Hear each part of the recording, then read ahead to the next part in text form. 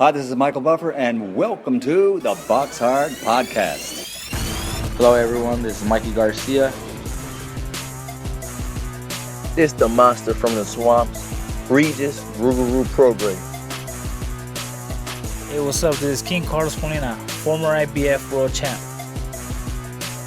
This is Michael, the Bounty Hunter, 2012 Olympian and your people's champ. This is Charlie Edwards, flyweight champion of the world. This is Fast Eddie Chambers, and you're listening to the BoxHard Podcast with my main man, Joey Coastman. Hello, everybody, and welcome to episode 210 of the BoxHard Podcast. I'm your host, Joey Coastman. I'm joined, as always, by the elusive, the infamous Mr. Ayaz Sumra. Ayaz, how you doing? I'm good, Joe. Yourself? Very good, my friend. Very good. Just to give the listeners a bit of an insight, a lot of the time we record these podcasts sometimes on a Tuesday, stuff like that. And by the Tuesday, honestly, a lot of the time we've got no clue whatsoever which guests we're going to get on that week. So it all kind of comes together at the last minute. We've been lucky to get at least two guests on for a number of shows in a row now. A couple of times back in the day, you know, I think there was maybe one or two episodes where we had no guests on, and there's been a couple of times we've had one guest on and stuff like that. But we've done pretty good actually to secure two. But as I speak to you right now, I've got absolutely no idea who the guests are going to be, but I hope you enjoy them. We're recording this on the Tuesday evening here. Anyway, let's start with the review part of last week's action. Let's start on Friday, the 18th of October. There's nowhere else really to start, to be honest, apart from the Liacouras Center in Philadelphia, Pennsylvania, USA. A top-ranked show, obviously. Let's start with the undercard. Just really one fight to mention on the undercard, to be honest. Luis Collazo tried to get his 40th win, but it wasn't to be for him. It was a technical decision. He actually lost in the 10th round, which was the final round, but he had a cut so bad over his right eye, it was caused by an accidental head clash that they had to stop the fight then and there, so they couldn't even see it out. So it ended up being a technical decision over 10 rounds in favour there of his opponent, Quadratillo Abdukakarov. I think that's how he said. He's now 17-0. Luis Collazo 39-8. You know, got to respect Luis Collazo. He'll pretty much fight anyone, and he's a tough guy. I've written him off many times. It's kind of hard to know where his level's at. He's been at that top level, and then he's obviously dropped since then. But you can throw him in with a prospect, and he'll beat him. So he's one of those guys. He's a dangerous type of fighter, even at this point in his career. As for his opponent there, Quadratillo, many big fights for him down the line, but I don't think he's a world beater in my honest opinion. Talking about the main event though, the brilliant fight that we got to see between Alexander Gvozdyk, 17-0 going in against Artur Beterbiev, 14-0. Both men had a brilliant combined record, 28 knockouts between the pair in 31 fights. Artur Beterbiev once again defends his incredible 100% knockout streak, and he gets another knockout here, 15-0 with 15 knockouts. Obviously, he put his IBF World Light Heavyweight title on the line, and Gvozdyk put his WBC on the line. Interestingly, Gvozdyk was winning the fight on all three judges' scorecards. He was winning by 3 points on one. He was winning on two judges' scorecards. 3 points on one, 1 point on the other, and then the other judge had it 4 to Beterbiev. So cards all over the place kind of thing. Gvozdyk was down 3 times in that 10th and final round, but the actual fight itself, like I say, a brilliant fight. The first round, there was a controversial knockdown in the last few seconds. Other than that, Gvozdyk was keeping Beterbiev off balance. He wasn't letting him set himself. In my opinion, Gvozdyk was winning the round, and then of course that knockdown came, and I was getting ready to score it a 10-8 round, but of course when they looked at the replay, the commission or whatever actually overturned the knockdown, which I can't think off the top of my head I've seen in recent times. So it ended up, rather than a 10-8 to Beterbiev, it was a 10-9 to Gvozdyk. A bit of VAR there in boxing almost. Beterbiev did seem to have the heavier hands, though. You could see that straight away. The first round was a real active round. Beterbiev was circling to his right. Gvozdyk was jabbing upstairs and downstairs. Real nice jab to the body. He landed a few times, so it was good stuff there from Gvozdyk. Second round was a close round. I felt like Gvozdyk started well in the round, but in the second half of the round, Beterbiev started to land a few power shots, including one which actually made Gvozdyk hold on. I felt like it was a little bit controversial, but I actually gave the round to Beterbiev. I thought he just about nicked it. A lot of people disagreed, though. The third round, another round of the same pretty much, another real close round. Gvozdyk started well with the nice eye-catching shots. He was repeating what he'd done in the prior round by, landing nice shots to the head and body. But once again, Beterbiev finished the stronger, in my opinion. He just looked so strong, Beterbiev. Nothing seemed to really faze him. But again, for me, that was a Gvozdyk round. So 2-1 to Gvozdyk on my card. The fourth round, again, more of the same. I hate to say it. The rounds were close. That's why we saw the judges' scorecards at the end, and they were very different. Gvozdyk boxed nicely early on. He was using his feet brilliantly. He was applying smart pressure, but again, Beterbiev finished strong. I felt like the round was a bit clearer to score than the prior two similar rounds. Like, there was 3 similar rounds in a row for me, 2, 3, and 4. I felt like this one, though, the fourth one, was probably the easiest to score, and I gave it to Gvozdyk again. Again, this might sound real controversial to some people listening, but I had it 3-1 to Gvozdyk after 4. The fifth round, Beterbiev landed a straight right hand to the body of Gvozdyk, and it looked like a horrible, horrible shot. He did it again pretty much straight after. Gvozdyk was taking big-looking shots. Beterbiev really has got that thudding power. Every shot that he throws is with bad intentions, and certainly for me it was a Beterbiev round. He finished strong once again. Sixth round was a crazy round. Beterbiev once again landed a monster shot, a monster right hand to the body that made Gvozdyk get on his bike. This time Gvozdyk did finish the round quite well. He seemed to buckle the leg of Beterbiev momentarily as well. I think that was a little bit unnoticed, I think, by the commentary team. Beterbiev came straight back, though. He shook off if he was hurt, he shook it off pretty quickly. And like I say, down went Gvozdyk this time, but this time it was actually ruled a slip.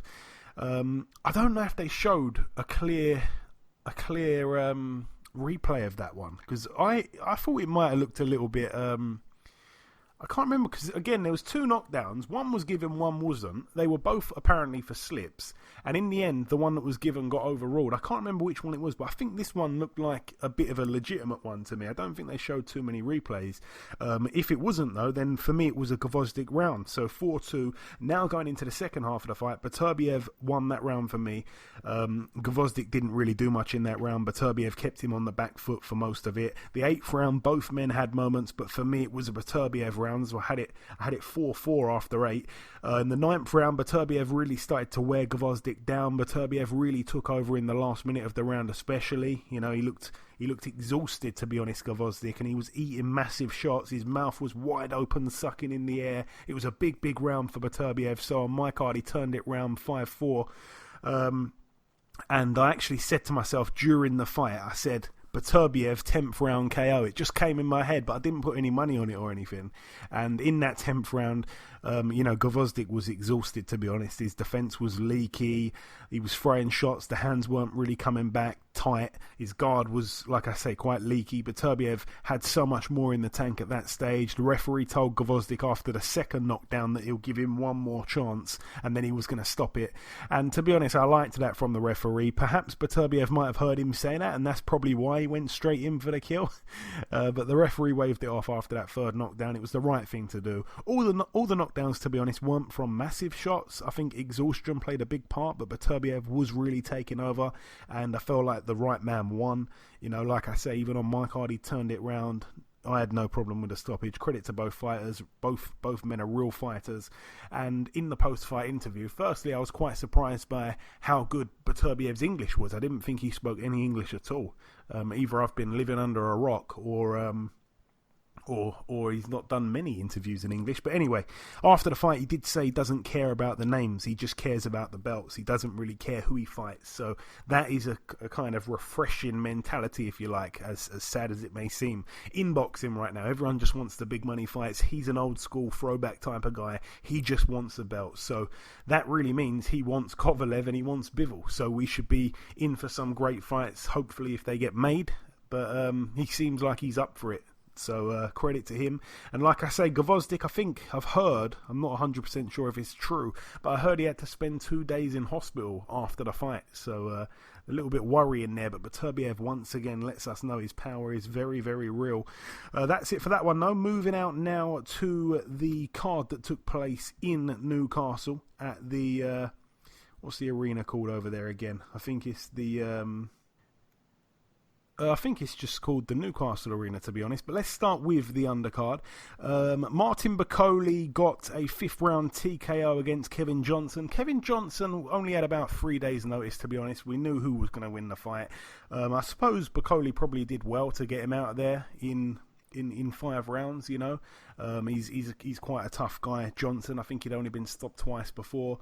He only had about 3 days notice, like I say, so I didn't really expect too much from him, but he's so badly stuck in that sparring partner mentality, you know. It's kind of difficult to watch, you know. When he took on Bakole the other day, it was difficult to watch because he just prefers to tuck up and try and slip shots instead of throw anything himself. So he's literally stuck in sparring partner mentality, which is sad because, you know, he was a good fighter, but he's just so lazy. Doesn't throw shots. He makes anyone he fights look pretty good. And if he turns up with a few days' notice, then, you know, he's just not sharp enough, to be honest, to go the distance. So he took many big shots. And, yeah, like I say, it was a bit uncomfortable to watch. I wanted it to get stopped even earlier, to be honest. He should just pack it in now, Johnson. That's his 16th loss there. 51 fights, 34 wins, 1 draw, and like I say, 16 losses. Martin Bakole 14-1. Also on the bill, John Doherty went the distance against Louis Van Pooch. So Doherty now 7-0. It was a points win over 6 there. Kieran Conway was on the undercard again. He took on Comrade Stempowski, 9-1. Conway 12-1 with 1 draw. Obviously, in Conway's last fight, he drew with Ted Cheeseman. A win for him on points over 8 rounds. Savannah Marshall moved to 8-0. A TKO in the 3rd round against Ashley Curry, who had a losing record, 8-12 with 4 draws. Another overmatch fight there for Savannah Marshall. Lawrence Oswecki was also on the bill. He took on Ricky Summers. Ricky Summers 16-2 with 1 draw. Oswecki 9-0 with 1 draw, because they both got a draw here against each other. A split draw over 10 rounds. One judge had it almost a complete shutout anyway for Oswecki. He had it to Oswecki by 8 points. The other judge had it to Summers by 1. That was Michael Alexander. I couldn't believe that. And then Howard Foster had it 95-95. So a draw. A lot of people felt like Oswecki should have got the decision there. So that's sad to see that, really, because I also, even though I wasn't scoring it, I felt like he more than did enough. So hopefully a rematch happens there, because we don't like injustice. Also on the bill, Ted Cheeseman against Scott Fitzgerald. Brilliant fight. What did I think of the fight itself? I mean, Cheeseman came out and he did something I hadn't seen him do for a long time. He actually boxed. He didn't use his face for his defence. You know, his head movement was good as well. I couldn't believe what I was saying, but Cheeseman was elusive. You know, not as elusive as Ayaz Summer, of course, but it wasn't what I expected from Ted Cheeseman. I felt like he racked up quite a few of the early rounds. Again, perhaps I was swayed by the Sky commentary. I'm not afraid to admit that. I was listening to it with the volume on, and or watching it with the volume on, and I felt like he racked up quite a few of those early rounds. I mean, I wasn't scoring it strictly. Cheeseman was, in my opinion, in control early on, and Fitzgerald came on strong in the later rounds, in my opinion, which I felt quite surprising, because Fitzgerald, again, I said it, he gassed out a tiny bit against Fowler, and Cheeseman so fit. I thought if anyone was going to have any success late on, it'd be Cheeseman. I said that on last week's show, but it was the complete opposite of what I said. So, yeah, quite a shocker there. But in the end, Ted Cheeseman lost a unanimous decision to Scott Fitzgerald. I think the scorecards were a little bit wider than what they should have been. 2 judges had it to Fitzgerald by 3. The other judge had it by 2. That, of course, was for Cheeseman's British welterweight title. So he's now been... his super welterweight title. He's now been relieved of that belt. So Scott Fitzgerald, the new British champion. And credit to him. Again, he's one of those guys. He's not going to be fighter of the year. He's not going to be British fighter of the year because we've got people like Josh Warrington and others. But he deserves an honourable mention now for taking on Anthony Fowler and beating him. And, of course, taking on Ted Cheeseman and beating him in what was seemingly 50-50 fights, if not 60-40 fights to his opponent. So I like what he's doing there, Scott Fitzgerald. You can't really help but like him, in my opinion. The main event, though, Lewis Ritson now 20-1, a unanimous decision over 12 rounds against Robbie Davies Jr., who is now 19-2. Good win, to be honest, from Ritson. Again, the first round was a brilliant round. I felt like Davies started nicely. He was outlanding Ritson, even though at the end of the round, I thought to myself, to be honest, Ritson probably did land 4 of the 5 best punches landed in the round. As the round went on, Ritson did have a great little spell where he was teeing off on Davies, but then again Davies responded and had good success of his own. It was a brilliant last minute in the first round. It was a super tight round. I felt like Ritson might have just done enough though. The second round, Davies Jr. for me won that round. He came out and once again tried to push Ritson back. Ritson looked stronger than I thought he would have looked against Davies, but Davies had more success and I felt like he won that round. I did notice that Robbie Davies Jr.'s head movement was letting him down a bit. He seemed to not really move his head. The third round, once again, I did give it to Davies. Again, it was a nip and tuck close round. It could have gone either way. It was really, becoming quite a tough thing to do to score the fight. Both men were taking turns to punish the other guy. But again, I had it 2-1 to Davies after 3. The fourth round, I had it to Ritson. I felt like Davies started well. Ritson ended well. He did the better work for me. Fifth round, again, for me, a Ritson round, but another real tight round. The sixth round, another tight round. Controversially, I gave it to Davies Jr., but again, it could have been a Ritson round. Seventh round, brilliant round for Ritson. One thing that impressed me the most about him was his excellent jab. I mean, he had a real ramrod, spiteful jab, and he caught Davies with a few nice jabs, again and again in that round. So for me, 4-3 to Ritson after 7. I did say on last week's show that Davies' chin would be tested, and it was, and he showed a good chin, as did Ritson. The 8th round, Ritson round for me again.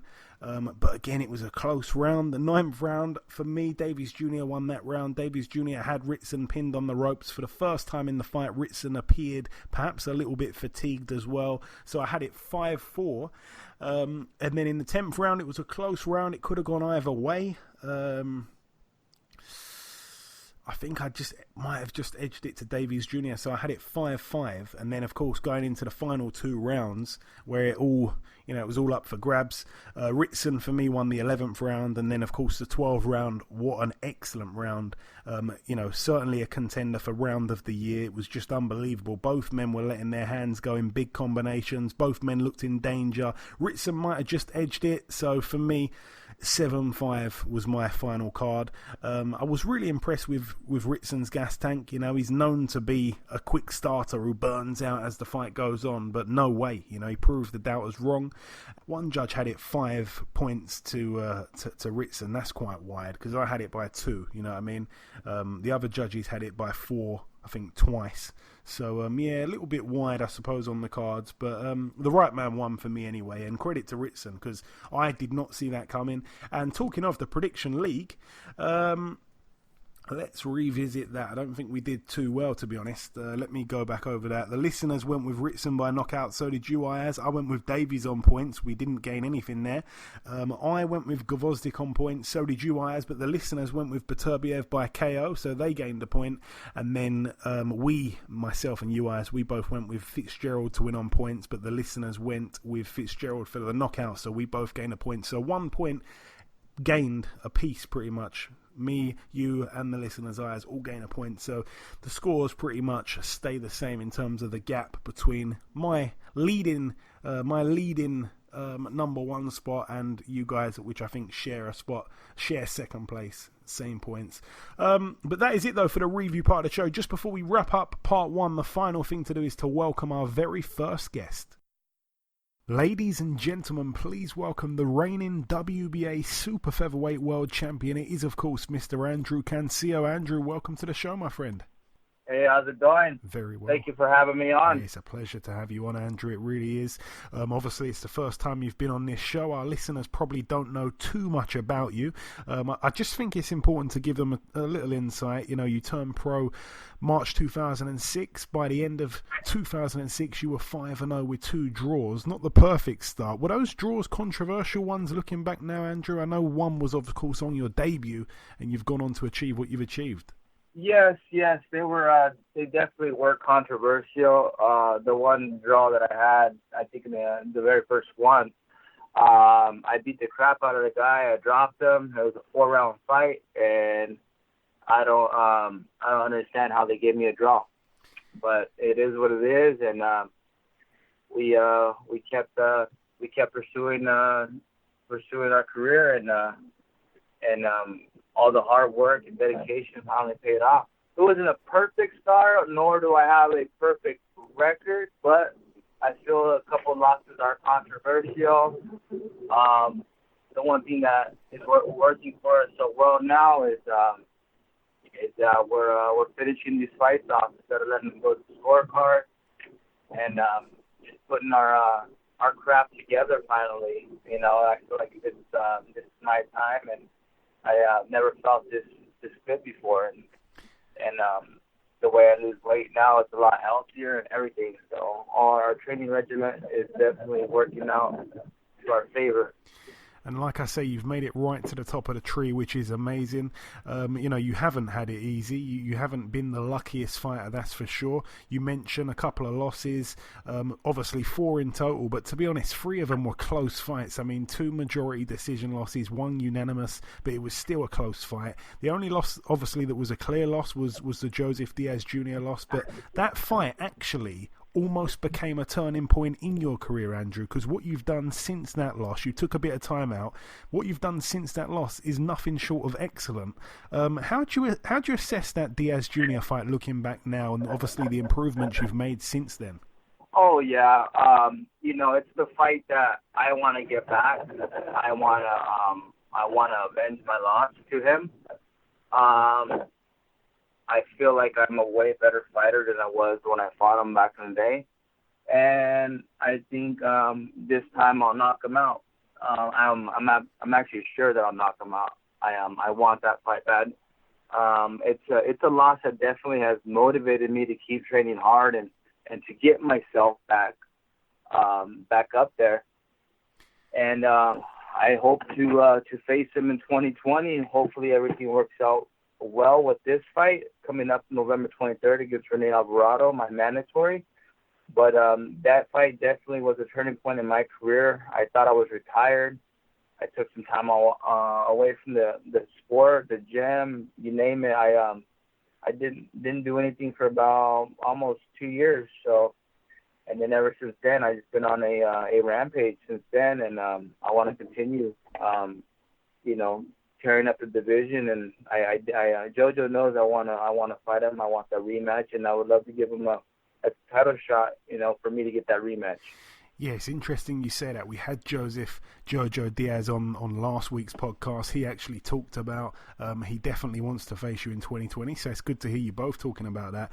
I know you mentioned there about the time that you took off. In what period of your career, Andrew, did you actually take off and retire for a while? Because I heard that you went back to a normal job. What stage of your career did that happen? Well, when I for sure was retired was after the Jojo Diaz fight. Oh, wow. I didn't go to the gym. I didn't even watch boxing. I was fed up with it. I was tired of everything. So I was already working a full-time job, but I just ended up saying I'm done. I'm retired. I told everybody I was retired, and some things changed in my life where the itch came back, and my kids wanted to see me fight again, and then I just felt like I had a lot more to prove than that Jojo Diaz fight. and I had to come back. I had to show the people that wasn't me. That wasn't the. I know that I can do a way better job than that, and I proved it. Getting my butt kicked in front of thousands of people and fans watching around the world, was pretty embarrassing. So, like I said, I've worked on my craft and worked on getting back up to the top. That way, I can go and avenge my loss, and that's what I plan on doing, and hopefully in 2020. And you mentioned there your son, your daughter, they convinced you to make a return to the ring. You did exactly that. Like I say, you've now gone on to be a world champion. Is that one of the best decisions you've ever made in your life, Andrew? Oh, yeah, of course. Had I not dedicated myself again and worked my way back up, I wouldn't be sitting where I'm at right now. I would never have accomplished my lifelong dream and goal. So I definitely, I'm so glad that I did take that decision and came back at full force. And that Diaz fight, it was over 3 years ago now. You were out the ring, like you said, almost 2 years. I think it was 19 months following the fight. You decided to move up to Super-Featherweight.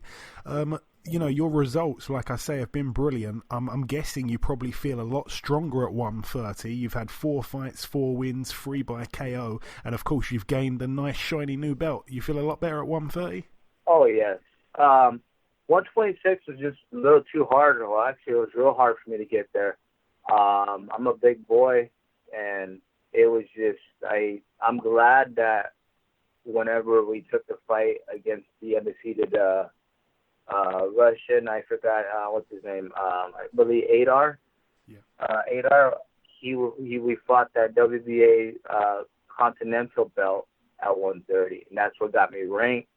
And my coach didn't like it. He wanted me to go back to 126, but I told him all my best fights have been at 130. I remember I fought Jerry Belmontes at 130 when he was 18-1, and I beat him unanimously. And I believe I fought Rene Alvarado at 128 or 130 when we first fought. So I feel really good at 130. I'm able to move around just fine. I don't deplete myself.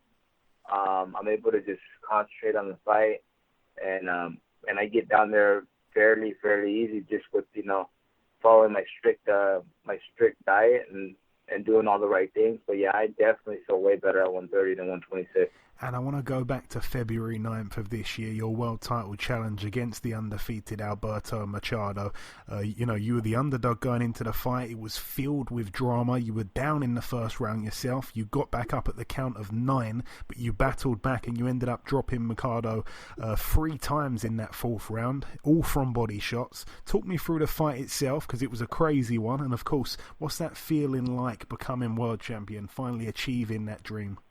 Well, the first round, I had a lot of jitters in the back of the dressing room. I was really nervous, really kind of scared. I didn't know what to expect. I was 36 minutes away from accomplishing my dream and becoming a world champion. So I had a lot of emotions, a lot of emotions running through me. I couldn't stop shaking in the dressing room. Get out to the fight, still the same thing. After the first bell rings, I figured they would go away like they normally do. And, it was a pretty close round. Well, I would say I was doing good, and then kind of fighting timid.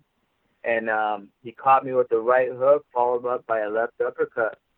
And before I knew it, I was down on the ground. And I was like, oh, shoot. This wasn't supposed to happen. And I get back up from the canvas, and I just, I've been down before, been down by Rocky Juarez. He put me down, and, I kept my composure and continued on fighting. But this time I was pressuring him instead of fighting timid. I mean, that knockdown definitely woke me up, and it snapped all the jitters out, because now I was behind on the scorecard. And I didn't want him to think that I was finished. So I started slowly putting my punches together by the time the first round ended. Get back to the corner, everything's good, and we go out there and we start landing our combinations, putting pressure on them, and I believe after the third round, my coach comes back and says, "All right," he goes, "You're focusing on the head too much." He goes, "Which is beautiful." He goes, "You're landing your shots." He goes, "Let's work on the body this round. Go out in the fourth round, land a straight right on the button on the stomach, and he goes down.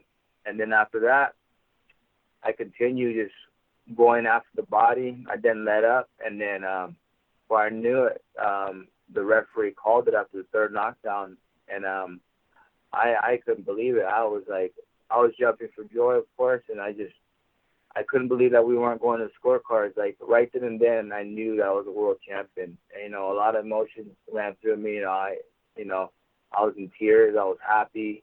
Just everything that night came true, and then it felt even better doing it in my own backyard at Fantasy Springs in front of my friends, my family. They were all there. It was a sold out arena, and it was the best feeling in the world, you can say.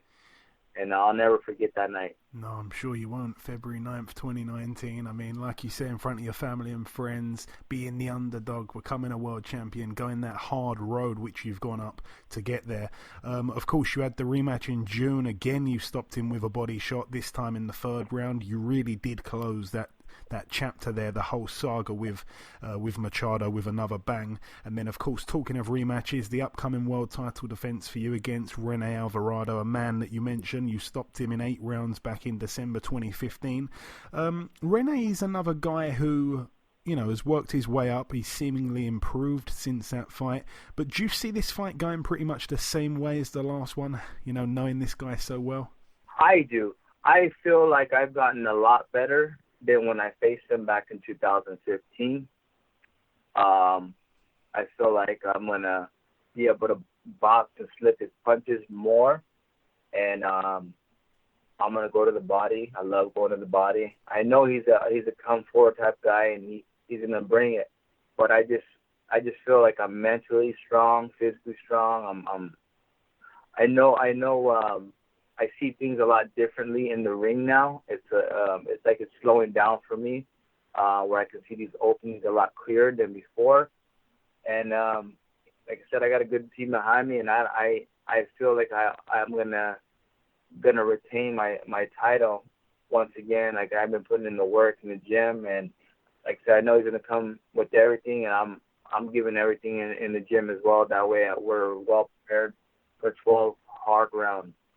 And I'm sure that you probably know this more than a lot of people, but obviously you can't overlook any opponent at the very top level. But because you know Alvarado so well, has it been difficult not overlooking him? Because obviously there's big fights like Diaz out there that you want. Has it been a difficult task trying to just stay focused on one guy that you've boxed before?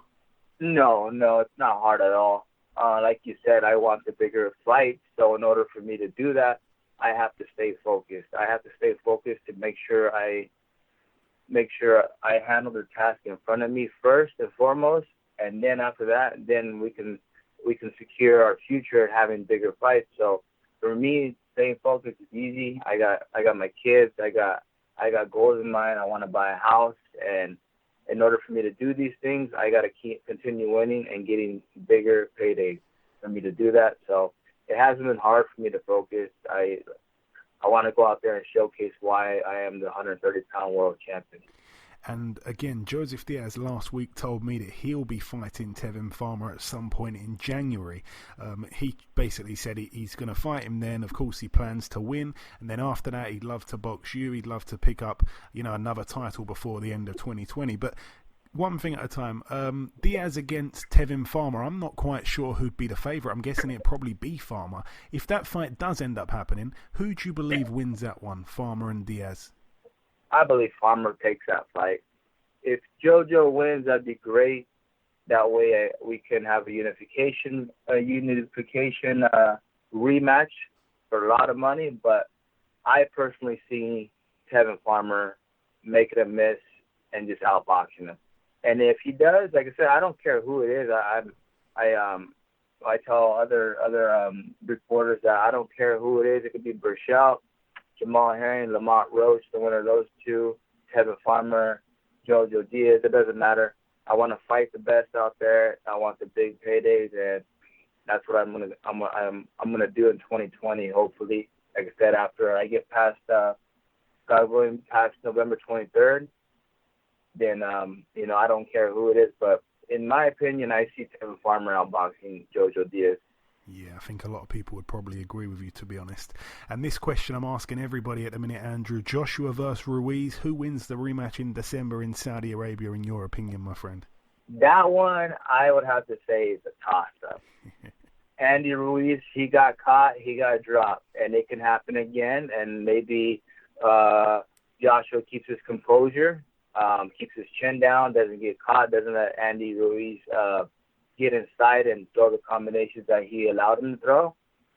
So, but Andy Ruiz has his number. He stopped him. He hurt him. So I feel like that one's a 50-50 toss-up. I think it's going to be a great rematch, and, best of luck to both those fighters. But I see that fight being 50-50. Yeah, we're all going to be watching it for sure. And finally, Andrew, my last real question for you. I'm going to put you on the spot a tiny bit here. I like to ask this question to everyone that we speak to from overseas. Who would you say is your favourite fighter from the UK? It can be a guy that's retired 100 years ago. It can be a guy that's still boxing today. Who comes to mind when I ask you that question, if you know your UK boxing? Ricky Hatton was from UK, right? Yes, sir. I loved watching him fight. He would be my favorite fighter. I loved watching all his fights. I was rooting for him against Floyd Mayweather. I feel like he was a genuinely nice, humble person. He likes drinking beer just like I do. I was a huge fan of Ricky Hatton. I loved how he put on weight after the fights, and they called him Ricky Fatten. He loved the burgers. I followed his career, and I definitely do love his come forward style, giving angles. I was a huge fan of Ricky Hatton. Yeah, that's a very popular answer. It's funny to hear you say that. He's loved not just in the UK, but also in all parts of the world. And just finally, Andrew, have you got any closing words just to our listeners before I let you go? Obviously, you've got a lot of guys over here in the UK that are going to hear this interview. What's your message to your potentially new supporters from this side of the pond? Check me and Rene Alvarado out while I defend my title on November 23rd, live on DAZN. And hopefully you guys enjoyed the show and become fans of me and follow me on Instagram and Twitter at Andrew Cancio, and then El Chango 130 on the Instagram.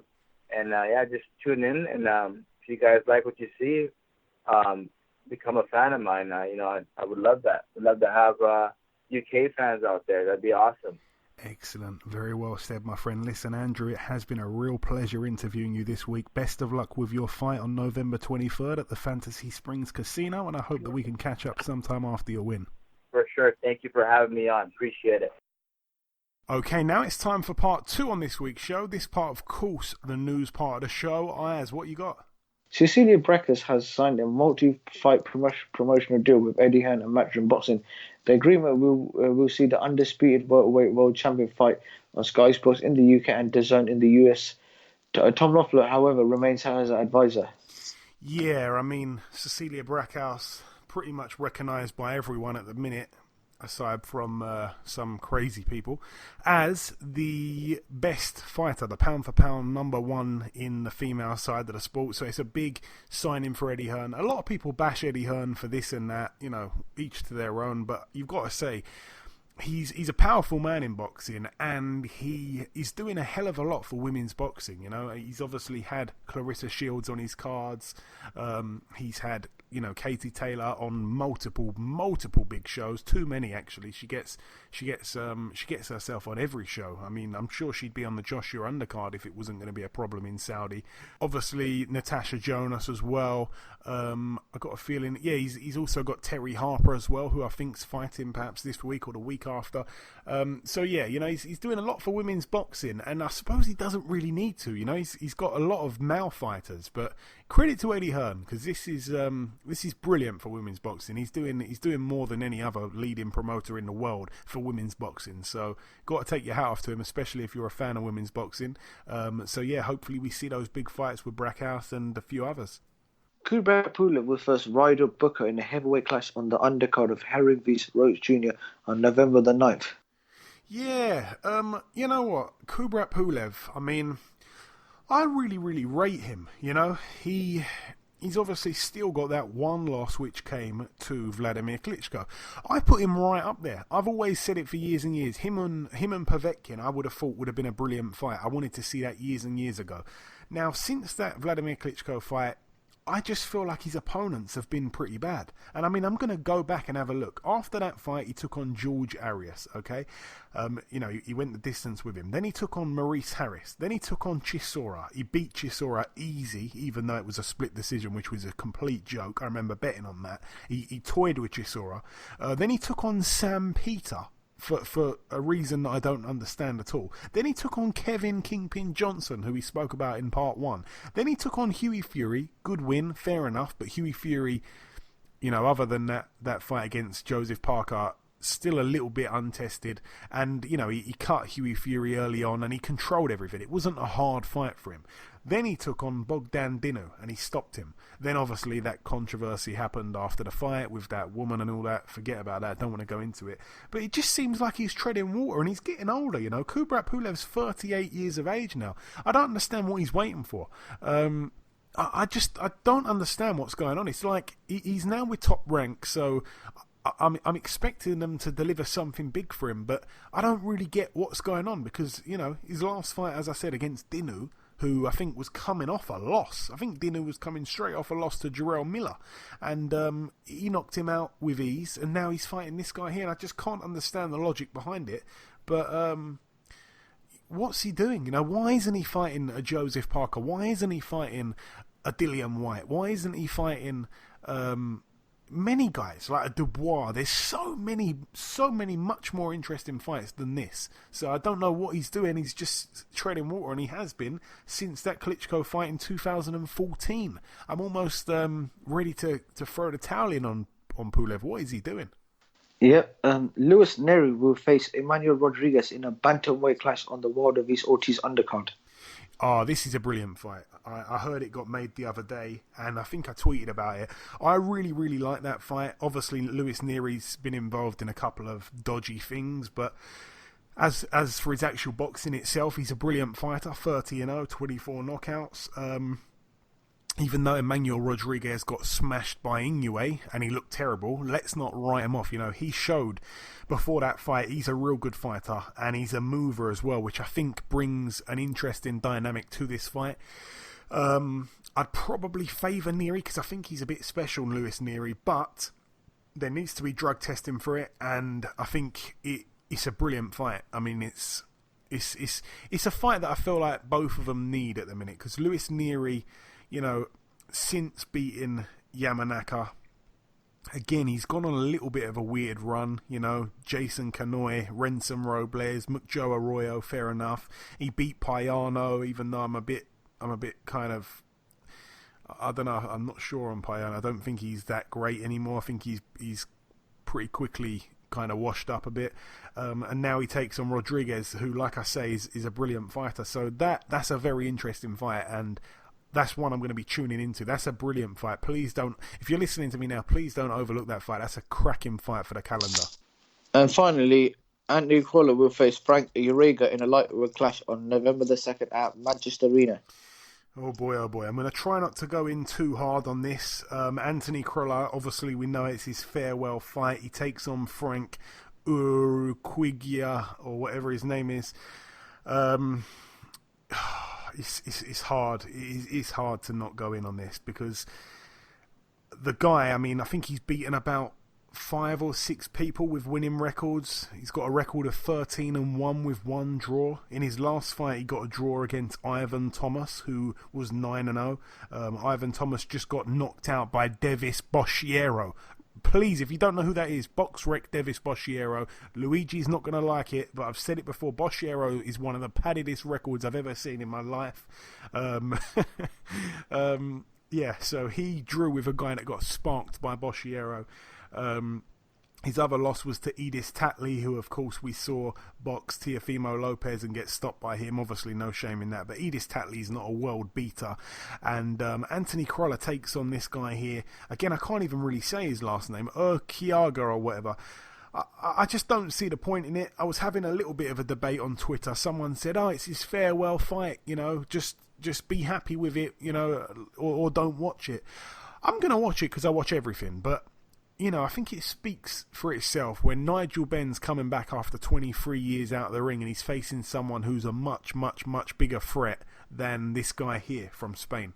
Not that I'm condemning what Nigel Benn's doing, but I just think it puts things into perspective. There's so many other guys that Crolla could have fought. Why not Tommy Coyle? Why not go into a fight like that? I think he would have beaten Coyle. Or just anyone, a British name. It can be a British name that's under that level. Let's have a look, actually, who he could fight in Britain. I'm going to look at the British people on BoxRec. So, obviously, it's not going to be Lee Selby or Luke Campbell. It's not going to be Ricky Burns. He fought him already. Why didn't he fight maybe Stephen Smith? Why didn't he fight maybe Scott Cardle, Liam Walsh,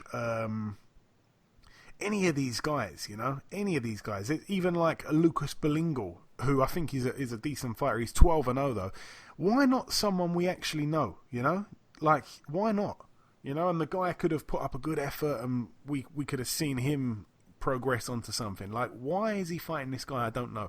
But don't get me wrong, I think Crolla's a complete legend. There needs to be a film made about him one day. His story is just unbelievable. I love Crolla to pieces, I really do. But it's a bit of a pointless fight. It's going to be a bit of a sparring session in my opinion. Hopefully I'm not being too negative once again. Is that it for the news, Ayaz? Yes, that's it for the news. Okay, thank you very much, Ayaz. Right, moving on pretty quickly now to the preview part of the show. This one takes place tomorrow, Friday the 25th of October at the Allianz Cloud in Milan. We get to see over here Francesco Patera, 22-3. He defends his EBU European lightweight title against Domenico Valentino.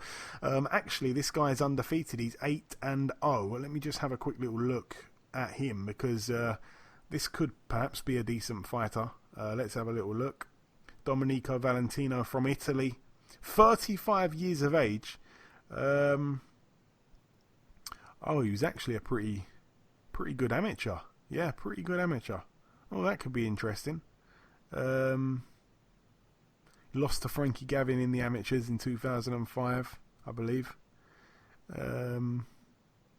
Yeah, he was a 2008 Olympian. Boy, oh boy, he's turned over pretty late. Yeah.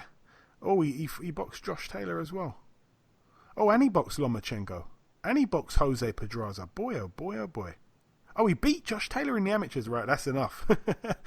Yeah, that'd be interesting. Domenico Valentino. Apologies if people know who that is, and probably Luigi's probably thinking, hey, how do you not know who he is? I just didn't know who that guy was there. But credit to him. Right, that's it for that card there. Moving out now to Thailand, obviously the legend, the living legend that is Chayaphon Moonsri, known as a few other aliases. Don't need to go into them. This man is known simply as the legend. He defends his WBC world minimum weight title against Simpiwi Konko, 19-5. Moonsri looking to move to 54-0. The real Mayweather is in Thailand this Friday. Moving out now to Kazakhstan at the Baluan Shalok Sports Palace. A brilliant fight over here, actually. Well, I say brilliant, that's overselling it a bit. But Kana Islam, a guy who, again, is a real good fighter to a certain level. I want to see him stepped up. He's still undefeated, 26-0.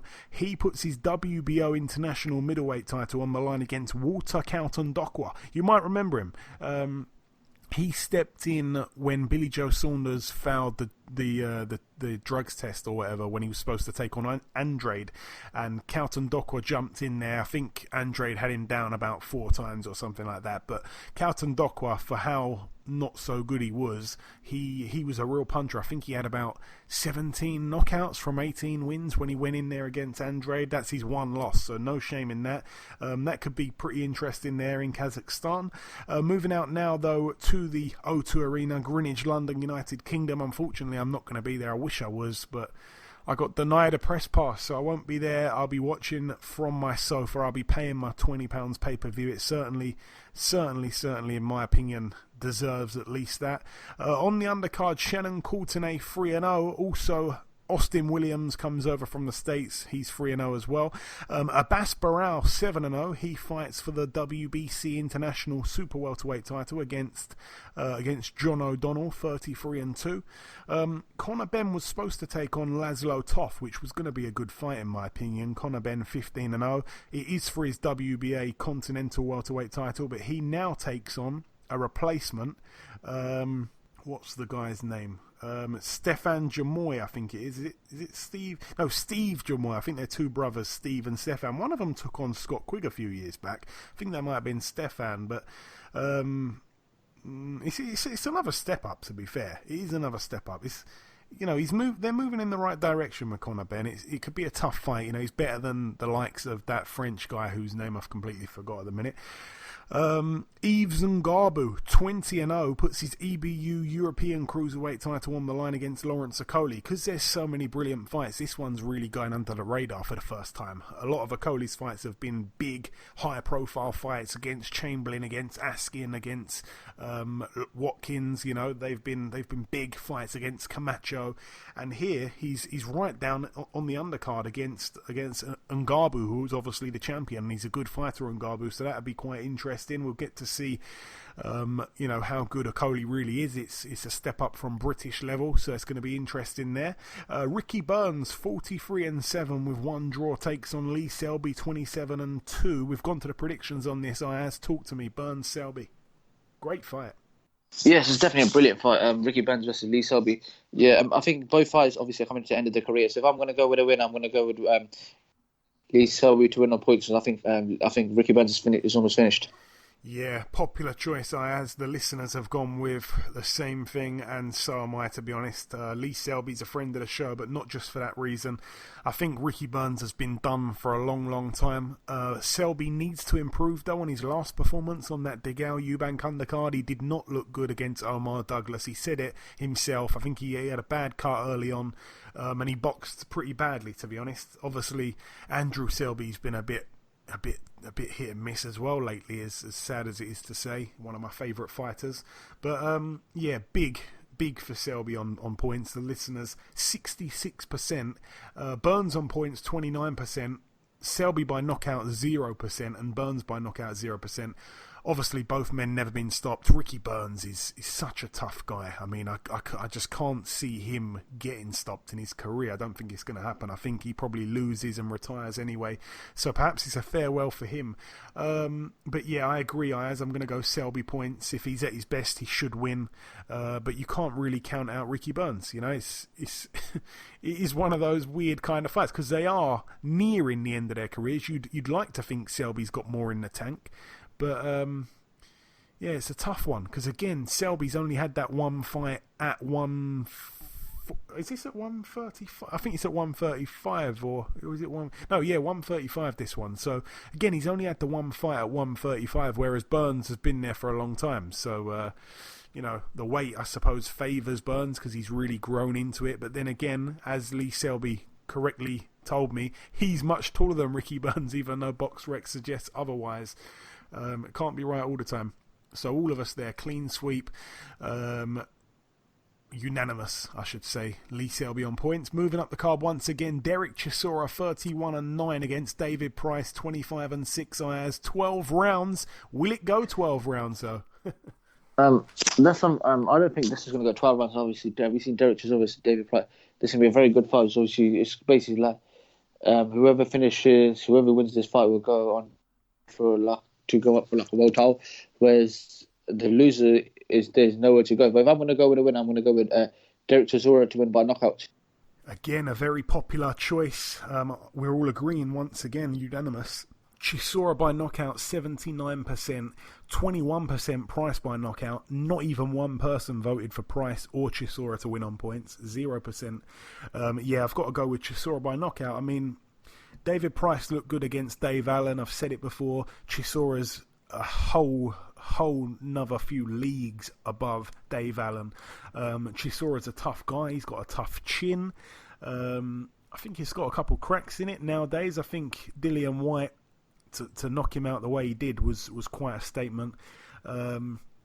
But I just think he's all wrong for David Price. He's going to overwhelm him, and even though David Price has looked all right in his last couple of fights, Cash Ali and Dave Allen, I just don't think those guys are a big drop down from Derek Chisora, and Derek Chisora should be near the end of his career. David Price should be near the end of his career. I'd like to see the loser retire. It seems like a bit of a fashion this weekend with a few of the fights. But yeah, you've got to go Chisora knockout. I mean, I don't think, no way in the world is it going to go the distance. Again, I don't think Price has got enough in the tank to just keep the jab out and keep him at bay for 12 rounds. He's not Dave Allen. He's a bit more creative. He knows how to slip a shot coming forward as well, Chisora. And it would have been a good fight maybe 6 years ago or 7 years ago, but not now. So I think Chisora's got a bit too much left in the tank in terms of freshness, unbelievably.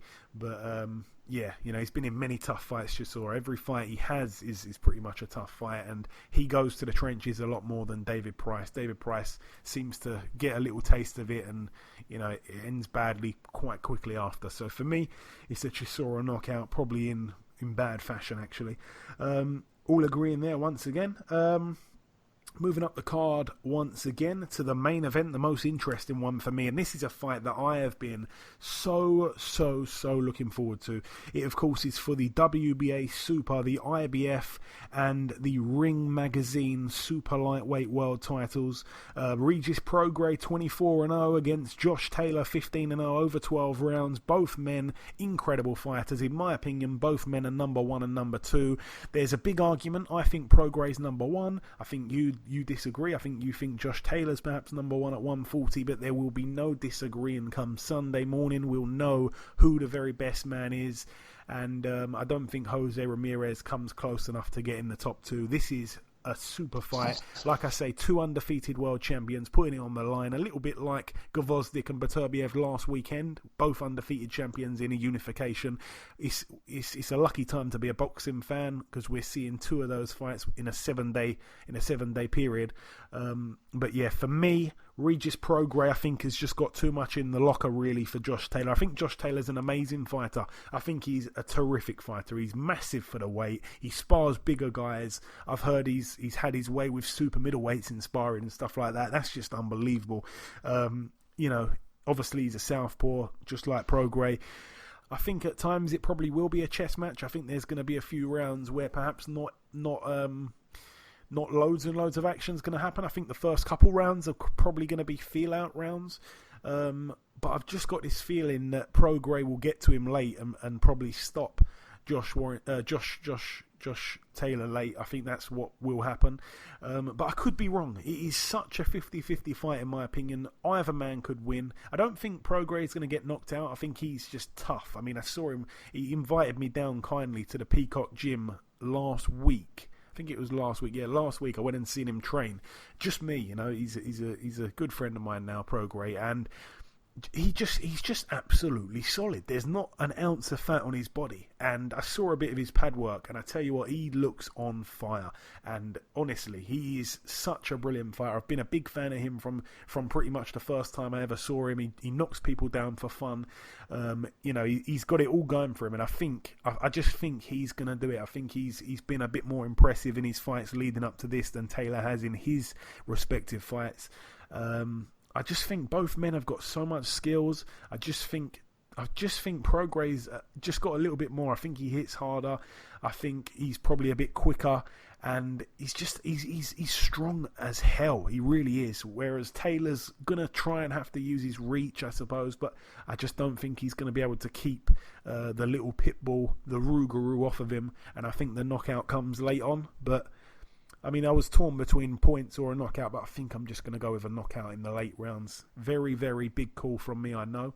Ayaz, how do you see it? I think it's a very, very difficult fight, right?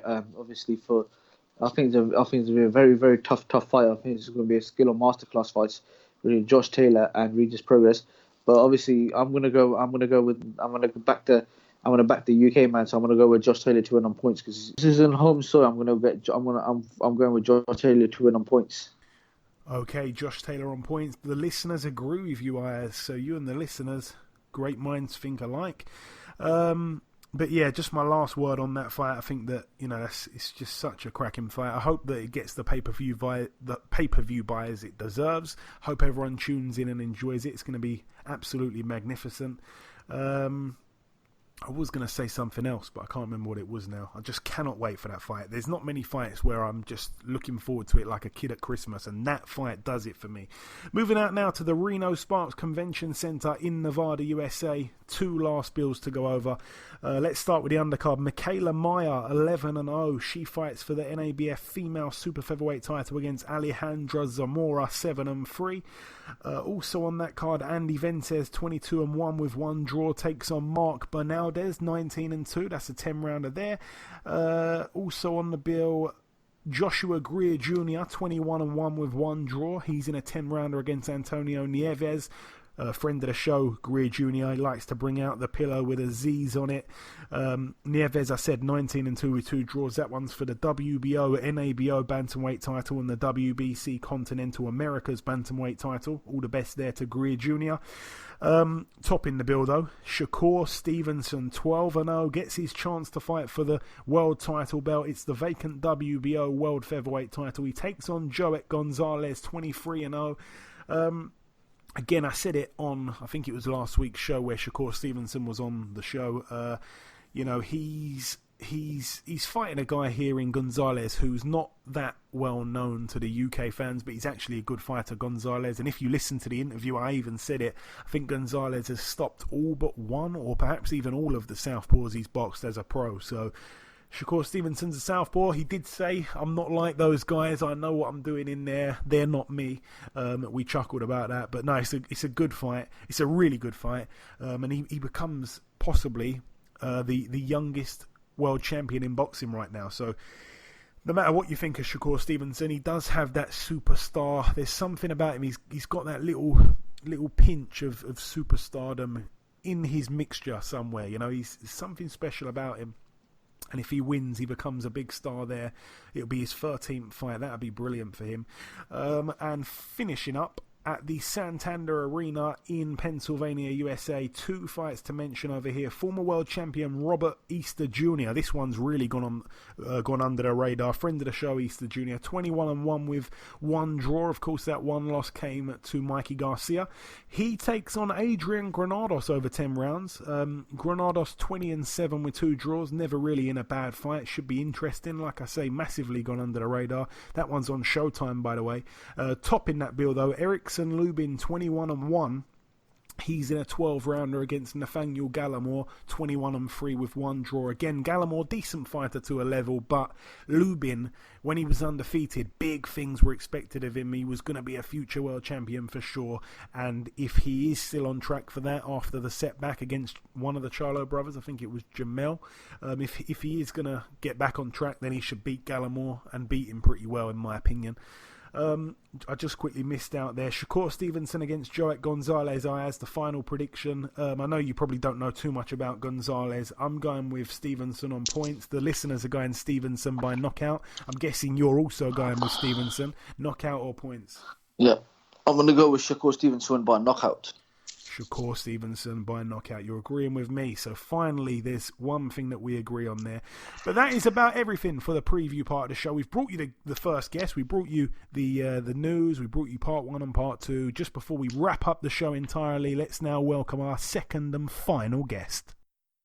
Ladies and gentlemen, please welcome the undefeated and reigning WBA Super-Lightweight World Champion. It is, of course, Mr. Mario Barrios. Mario, welcome back on the show, my friend.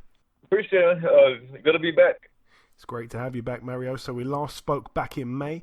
It was just after your brilliant win over Velasco. Fast forwarding, though, to your world title fight that took place almost a month ago to the day now. The Staples Center on the Spence vs. Porter undercard. You defeated Batyr Akhmedov for the vacant title. Just talk me through the fight from your perspective. And after this, I wanna tell you what I thought of it as well. I feel, I outboxed Akhmedov, in the early rounds, then I was able to put him down in the 4th, And then he came on in the sixth, and then in the later rounds, he was really, he was coming with an excellent game plan, that he had.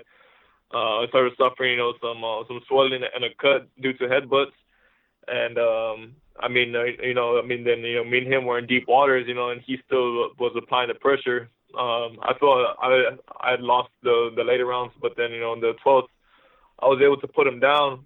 To me personally, it was a hell of a fight. I had myself winning due to the 12th round. And then, I was able to bring, that world title home, as I promised, my city a long time ago. I agree 1,000,000%. That last round was the deciding factor for me. So I'm happy to hear you say that as well. The fight, though, you just started excellently. You showed a great jab. I was really impressed with a jab. You were creative. You were attacking both the head and the body effectively. Perhaps most impressively, above everything, though, was you just seemed so comfortable in there in the early rounds. Akhmedov is a tricky guy. He's got that amateur experience. He was trying to apply pressure, but you were just too smart for him in those early rounds. How did you remain so composed early on? And, obviously going into a fight like that without really that experience. Yeah, we in the gym with Virgil Hunter, we always work on, being comfortable with being uncomfortable. And, there was a lot of times I never understood what Virgil, had meant by that. But, it's in fights, like that one, with Akhmedov, where it really sets in, when he's bringing all the pressure, he's bringing everything, but I'm still able, to remain calm and, and to pick my shots and do what I want to do, even though, he's applying the pressure and he's coming non-stop. And again, in that fourth round, you hurt Akhmedov early on. You hurt him early on, but you didn't get reckless. You applied smart pressure. You didn't get desperate. You ended up forcing him to touchdown. If I had to throw one criticism your way, it just has to be, if I'm being honest, I think sometimes you just trade a little bit too much. It's like you don't mind trading. I know that obviously you can punch, your record shows that, but sometimes you stay in the pocket a little bit too long. You end up giving away your size advantages, which obviously gives the smaller man a much better chance to land a big shot himself. Is that fair to say? Yeah, no, that's very fair to say. My corner, my team, they know me as a fighter I am, and that's what they always try to tell me. They try to have me not sitting there, but that's the kind of fight I do love. Even though my corner doesn't, I get real caught up, in trading punches, and going blow for blow, and a lot of times, when I shouldn't. But it just, it's the fighter that I am. Yeah, for sure. And again, if anyone that's listening to this interview hasn't watched the fight, you need to go and check it out. As the fight went on, Akhmedov's constant pressure did eventually cause Mario to appear a little bit fatigued. You started to neglect your jab. It started to turn into a bit of a war. You had to dig deep. You had to show heart that you hadn't previously shown in a ring under the lights. And if I'm being honest, Akhmedov was turning things around. I think you agree a little bit in those later rounds. There was actually a moment in between the rounds where I started to think, damn, like have you perhaps let go of your grip on the fight? Because again, you started so brilliantly, and his pressure seemed to be getting to you. Then, like I say, in the final round, you pulled out that shot, and it was just a sensational shot. You dropped Akhmedov, he got back up, but that one shot for me won you the fight again. Am I being fair with what I'm saying? And have you had a chance to watch the fight back? Obviously, you said you have. I'm not sure how in depth you've watched it. Did you score it at all? Yeah. No, the way I had it during the fight was the way, I still had it scored. When I rewatched it, I had myself winning, the first 5 rounds, and then including the knockdown. And then I had Akhmedov winning the others besides the 12th. Like you said, he really, he brought the fight.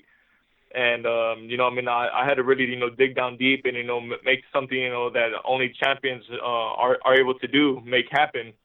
And, I'd send my hat to him, 100%. I told him after the fight, I do believe, he will be world champion one day. But, I believe, on fight night, that wasn't his night. And obviously no one knows you like you know yourself. We haven't obviously witnessed your sparring sessions. We haven't seen you take every punch that you've taken in your career.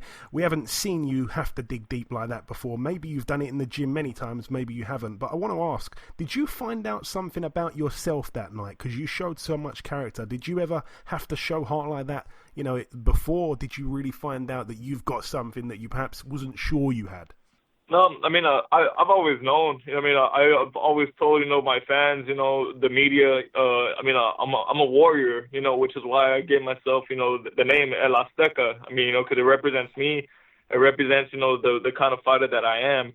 And that's one thing that was really good, taken away from this fight. I was able, to show everybody, because I've been saying it, I've been telling everybody, but that fight really, it showed everybody, it doesn't matter whether it's the first round or the 12th round.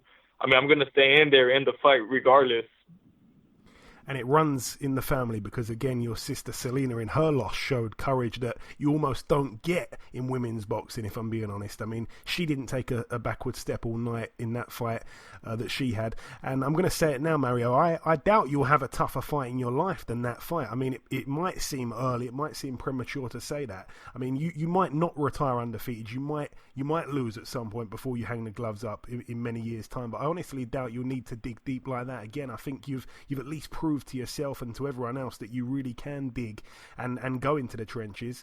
Do you believe, though, that that's a big learning fight? I know a lot of people like to say you can learn more from a loss than you can in a win, but I feel like even though you won the fight, you're going to learn and improve so much on that. Yeah, no, exactly. Coming from this fight, we're able to look back, look at what, that the changes I should have made in there. And, I have no doubt, in my career, Akhmedov, is going to be, a name, that's always going to be brought up, by me and by anybody else, as, my hardest fight. I know, there's plenty of challenges ahead of me, but I don't know if any are going to present, as much trouble as they did, on fight night. Yeah, well said. And how does it feel now to be a world champion? Has it sunk in yet? You're only 24 years of age, one of the youngest world champions in boxing right now. Yeah, it really didn't set in. Until I finally made it back home. Then the amount of support and everything I received. It's been remarkable here in San Antonio. And then, it finally hit me, man, I'm a world champion. This isn't, only just San Antonio. Like, this is worldwide. I'm one of the best in my division. You certainly are, my friend. And obviously, it's still kind of early days. Have you got any idea when you're next going to be in the ring at all, or is it still a bit too early? It's still a bit too early, but, we're looking at early next year. Mm-hmm. Okay. And a big fight that's coming up this weekend, I'm sure you'll be tuning in somehow. Taylor against Prograis. It's a brilliant fight, one I'm so looking forward to. I feel like a kid at Christmas. Who wins for you in that fight, Mario? A lot of Americans don't seem to know too much about Taylor. Yeah, I actually, I favor Taylor. I believe, if he could, just avoid, the big shots, or the big awkward shots that Prograis, that he throws. I believe Taylor, he's a more superb boxer. I think he has a higher boxing IQ. But yeah, I favor Taylor, but Prograis, he's a dangerous puncher. He's real awkward. He has boxing ability as well.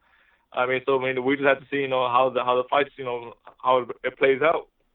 And my final question for you, I'm asking this to everybody at the minute: Joshua versus Ruiz. How does that one go? The rematch in Saudi Arabia in December to cap off the year. It's been an eventful 2019. Yeah. Well, of course, I'm leaning with Ruiz, but I believe, Joshua, he's really going to come, prepared. He's going to make sure, he goes back and he corrects all the mistakes he made in the first fight. And I believe this one is going to be a more intense fight. Even though that first one, that had everybody out of their seats. But yeah, me personally, I'm leaning with Ruiz again. Yeah, a lot of people agreeing with you. A lot of people. And just finally, Mario, if you've got any closing words just to our listeners before we let you go, if you want to send a final message at all, take it away. Yeah, appreciate anybody supporting, and any new supporters. Well said. Listen, Mario, it's always a pleasure speaking with you, my friend. Congrats once again on achieving a world title, and I'm sure that we'll catch up sometime in the new year, my friend. It definitely will. Thank you, man. Okay, and this wraps up episode 210 of the BoxHard Podcast. I've been your host, Joey Coastman. Ayaz Sumra has been Ayaz Sumra. A massive thank you to our two guests on this week's show, the reigning WBA Super-Featherweight World Champion Andrew Cancio, and of course the reigning WBA Super-Lightweight World Champion Mr. Mario Barrios. The prediction league currently stands at myself in the lead on 18 points. Ayaz and you, the listeners, are joint second with 12 points, but remember there are another 4 points up for grabs this weekend, so best of luck with that. But that is about everything from me. Remember to tell a friend to tell a friend. Thank you all for listening. Enjoy your weekends, people, and we shall see you all again next week.